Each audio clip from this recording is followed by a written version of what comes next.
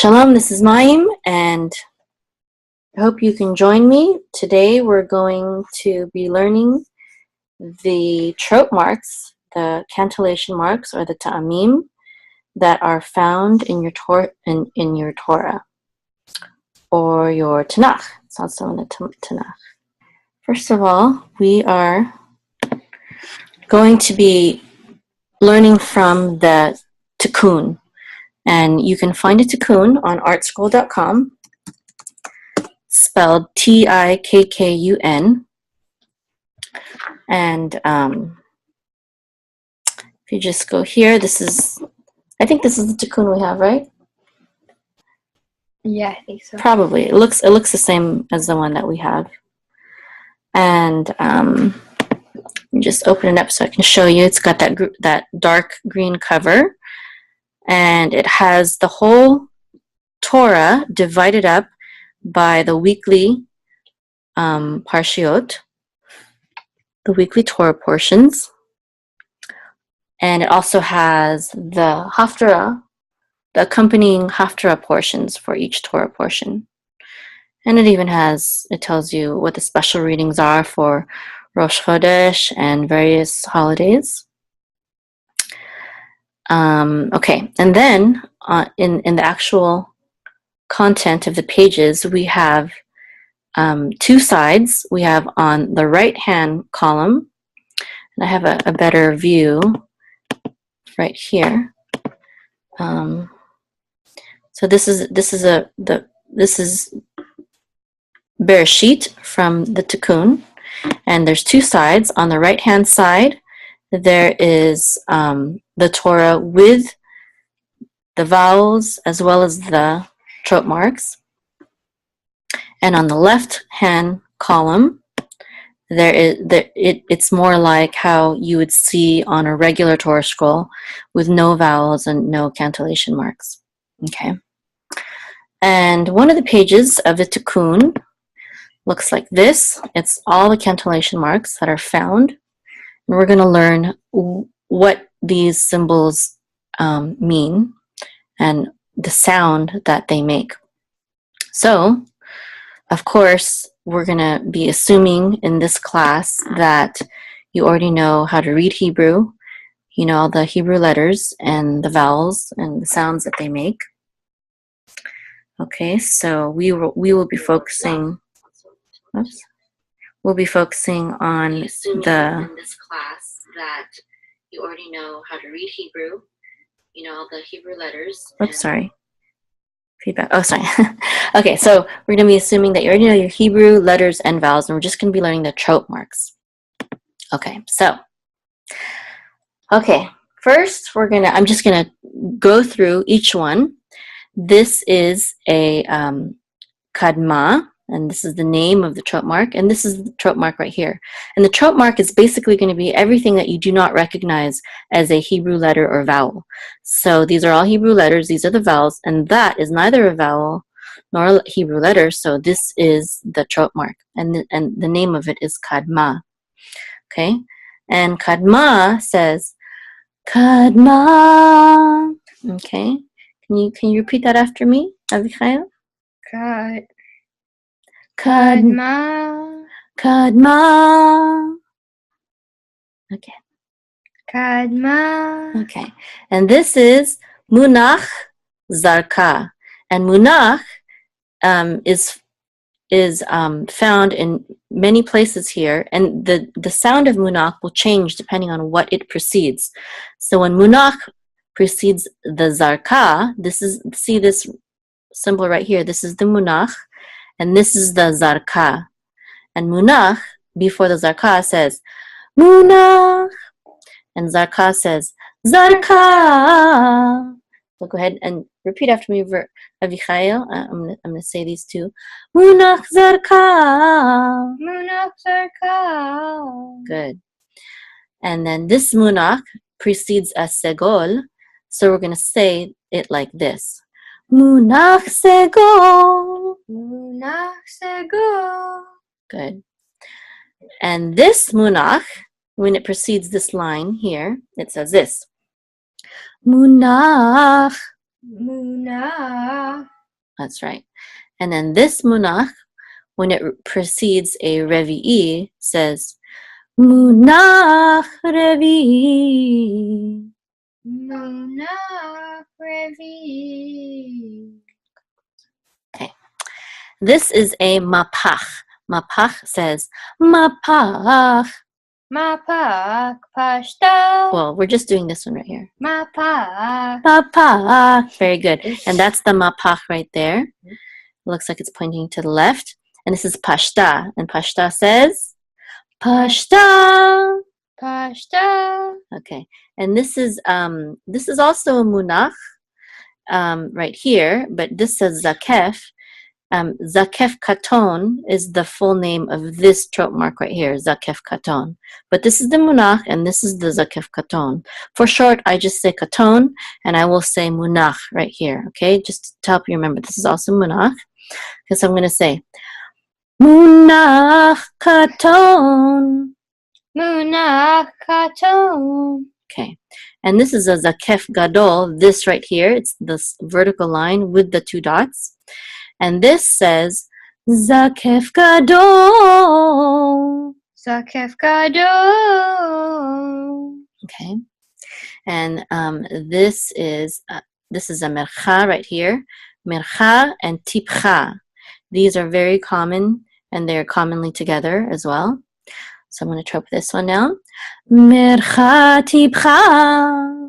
Go ahead, Avichaya. Mercha Tipcha. Okay. And this is munach et nachta. Munach et nachta. Munach et Nachta. Okay, so that's the munach again, and that's the et nachta. So see, all these munachs have different sounds depending on what they precede. Okay, and this is pazer. Pazer. A little less common. And this is Tanisha Katana. So it goes Tanisha Katana. Tanisha Katana. Okay, this is the Tanisha Katana right here. And Tanisha Katana is always going to be at the end. When you see two of them, what it means is that the one on the end tells you that it's a Tanisha Katana. And let's say the other one is right here or something. If the other one were right here, that means that this is the one that gets the accent mark, okay?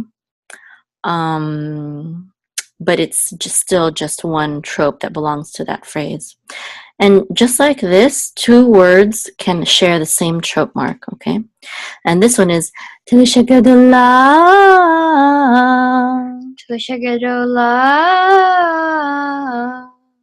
Okay. So that's the Tanisha Katana right there. And this is Kadma. Kadma. And this is Ve'ezla. Ve'ezla. This is the Kadma right here, and this is the Ve'ezla. And they often go together, so we're going to trope it together. Kadma Ve'ezla. Kadma Ve'ezla. Okay, and then this right here is Azla Geresh. Azla Geresh. It's basically the same tune as Azla right here, okay? And this is Gershayim. Gershayim. Gershayim. It kind of looks like the Azla Gerish or Azla right here, but there's two of them, okay? And then this is Darga right here. It kind of looks like a backwards Z. Darga. Darga. And this is the Tevir. Tevir. Tevir. Okay, this Tevir kind of looks like the Mercha, but the difference, as you can see, is there's a dot inside the Tevir, okay? And this is Yetiv. Yetiv. This kind of like a accent mark or something right here. Yetiv. And this is, this, I'm going to do it all together. I was taught to do it all together. This is Pesik Sof Pasuk. Pesik Sof Pasuk. And this right here is the sof pasuk. This would be the pasik, and this sof pasuk is the end of a verse. Yeah, the end of the. That's literally what sof pasuk means. Pasik sof pasuk. Okay, it's the end of the verse. And again, let's do the sof pasuk again. Let's do sof pasuk by itself. It's usually by itself. Sof pasuk. Sof pasuk. Okay, and this is a very, down here, we're going to get to some very rare trope marks. I think shalshelet, this right here, the squiggly zigzag line, I think it only occurs maybe once or twice in the whole entire Torah. And the one time that I know of that it occurs is when I think it's Avraham sends his servant to go find a wife for Yitzhak. And before his servant meets Rivka at the well, he prays. He prays to Hashem. And in his prayer, there's a shalshelet. There's this long dramatic pause. So here's how shalshelet goes. Shalshelet.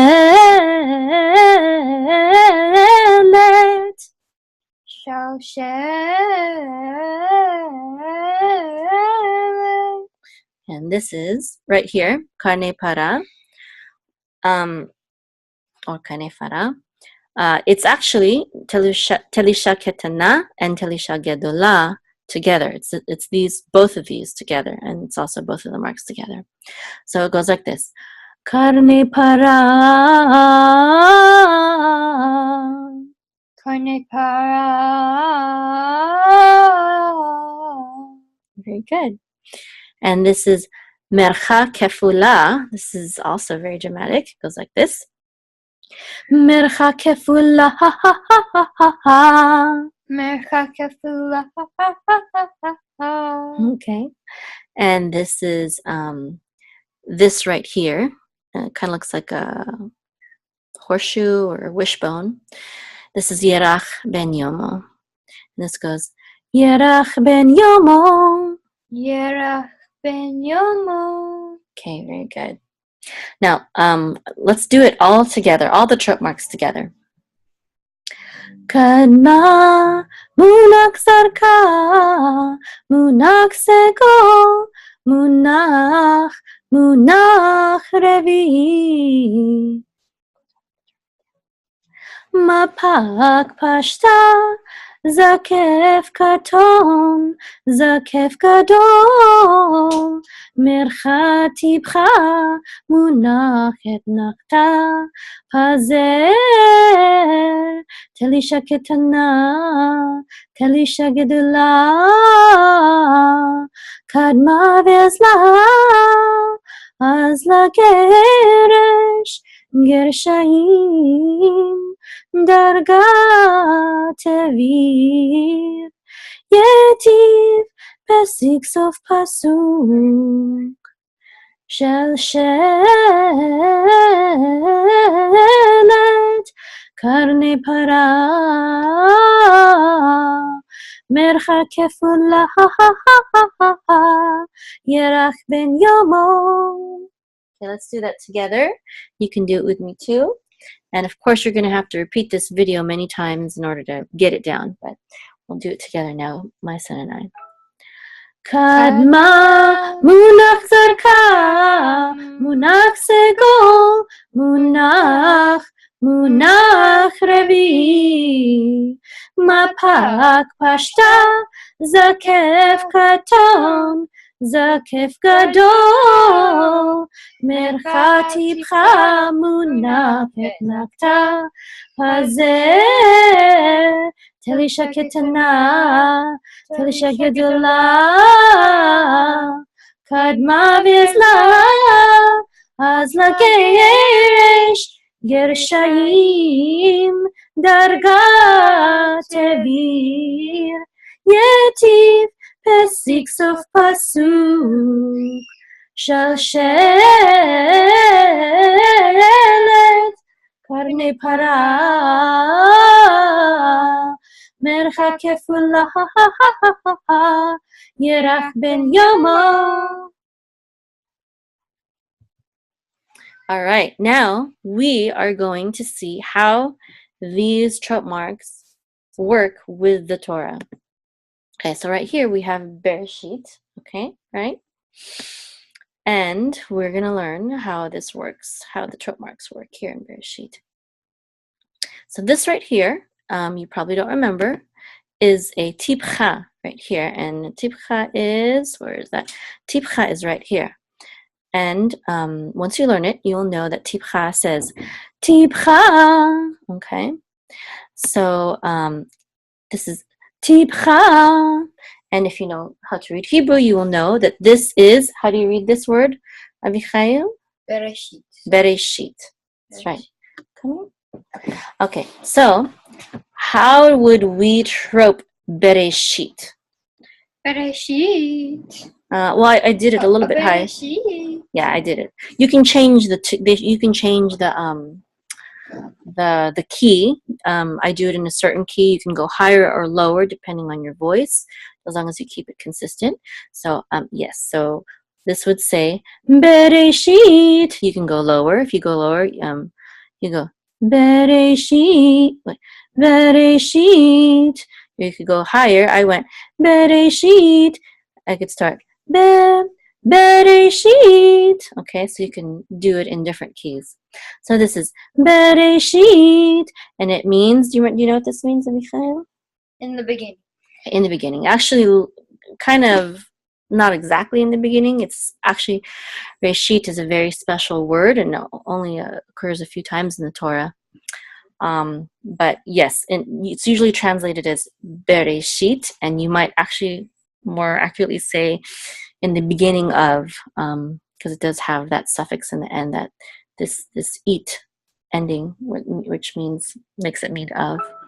So Bereshit, and this is, if you remember here, this is a munach, and this munach precedes an et nachta. And when munach precedes an et nachta, where is the munach et nachta here? Can you find it?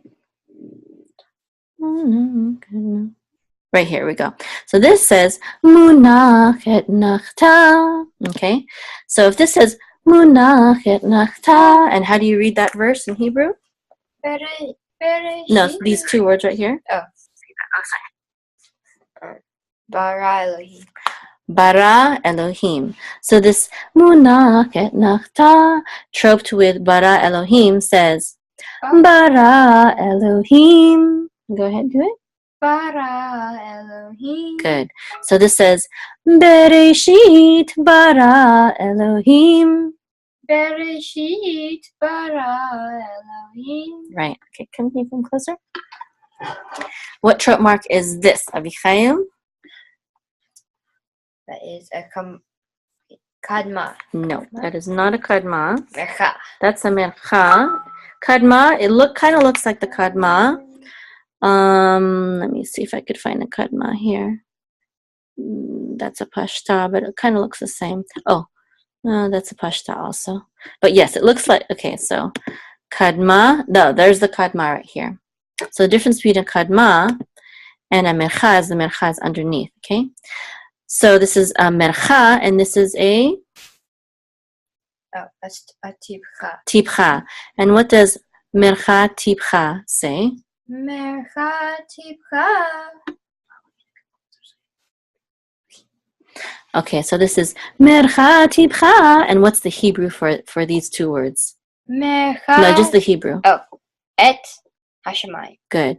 So mercha tipcha applied to et hashemayim would sound like this. Let me do it. Et hashemayim. Okay. Now mercha is two syllables. Mercha, but et is only one. Et, right? So we're actually dropping the first part of mercha. We're not saying mer. We're only saying the second part, which goes cha. So we're saying et. Okay. Et hashamayim, and tipcha is also only two syllables. Tipcha. So everything that comes before the trope marks, ha-sha, will share the sound of the first part of tipcha, which is tip. Okay, ha-sha, tip, and mayim right here. we'll get the rest of it. Mayim, okay? Tipcha, mayim, okay? Now, something I need to say is that the location of the trope mark, with a few exceptions, but the location of the trope mark will tell you what, Avichail? When to say the last thing? When to say No. the last part? Well, no, not exactly. It tells you where the accent of the word is, the accent mark of the word is. So because the tipcha is under ma, we know that this is hashamayim. It's not hashamayim, it's hashamayim, okay? And so that's where the accent also of the trope goes. Hashamayim, okay? So here, this is the word. What Hebrew word is this? Ve'et. It's ve'et, right? Ve'et. Ve'et. And the accent goes on et, not ve, right? Mm-hmm. So this is ve'et. And as you troped, this is mercha. So this goes ve'et. And this is a sof pasuk. And if we remember from over here, sof pasuk, what does Avichail, what does sof pasuk say? Sof pasuk. That's right. So Ha'aretz. ha'aretz. Okay. Now the trope mark is at the end. So this trope mark will always be at the end because it's the end of the verse. It'll never go anywhere in the middle. Some other ones are like that, such as pashta right here.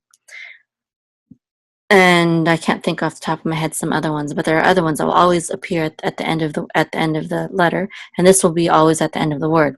So because this is at the end of the word, I noticed, if you noticed, Avichail did the accent mark on the syllable a right here. And we know that the accent mark is on the syllable a because of this line right here. This will serve as an accent mark oftentimes, just this vertical line. So if you didn't know what that meant, that means oftentimes, as far as I know, it means that this is the accented mark, and it especially appears when the trope mark can't be over the accented syllable. Okay, so now let's trope the whole thing together. Okay. Let's review. Let's trope it together first. Let's trope together, Michael. Okay. Bereshit bara Elohim et hashamayim ve'et haaretz. And this means created. So this is in the beginning, created. Elohim. Elohim means Our God. God, right? But it's plural. It's plural form, but it's not. This is singular. Bara is actually singular. So it looks like it's plural, but in this context, because we know the verb is actually masculine singular, this is not plural form. There are some words that are like that, such as the word mayim. Mayim does not necessarily mean a plural form of the word. Both the singular and the plural have the same exact spelling. They're both spelled mayim, whether you're talking about one or more. Elohim sometimes is used in the plural form to indicate judges or princes or leaders or something like that. Mm-hmm. But we know that in this context, it's not talking about that kind of Elohim. It's talking about one single entity, because bara right here is this verb form is singular masculine. So Bereshit, in the beginning, bara created, Elohim God. Et, this is a direct object pointer, and it's used when a what's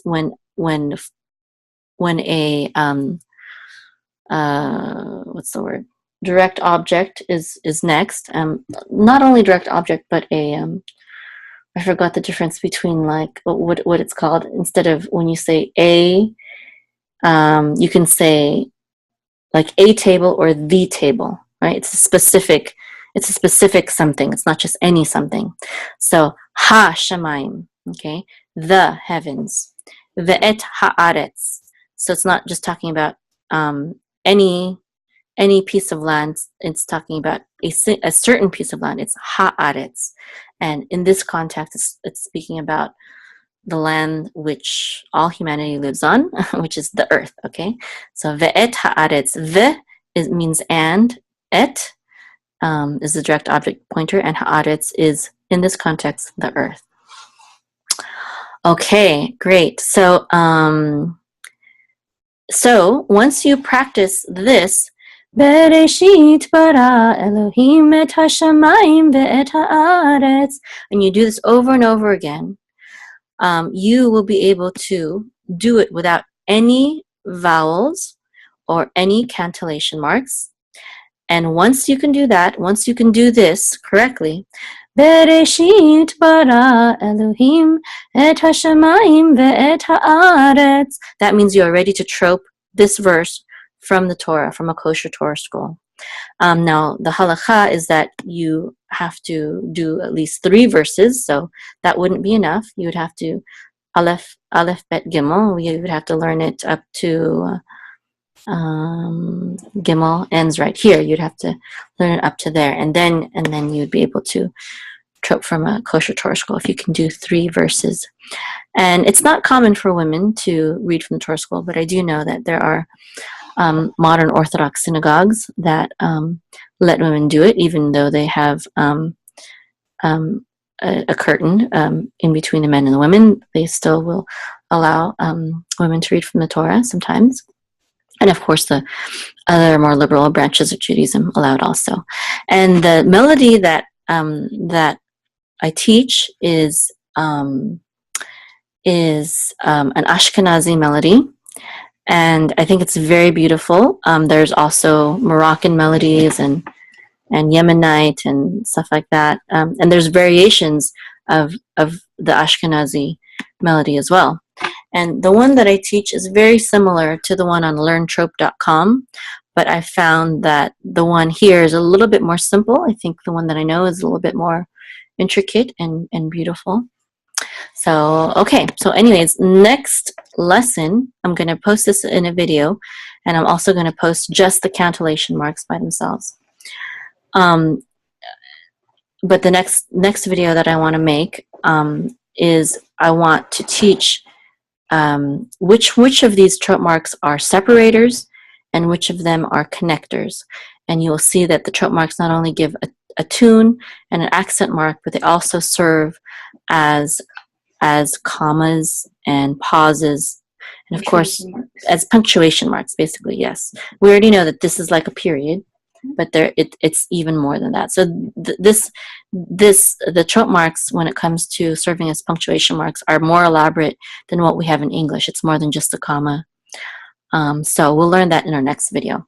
But before we go, I'm going to go ahead and trope this once by myself and then with my son, okay, for some extra practice. So these are the cantillation marks.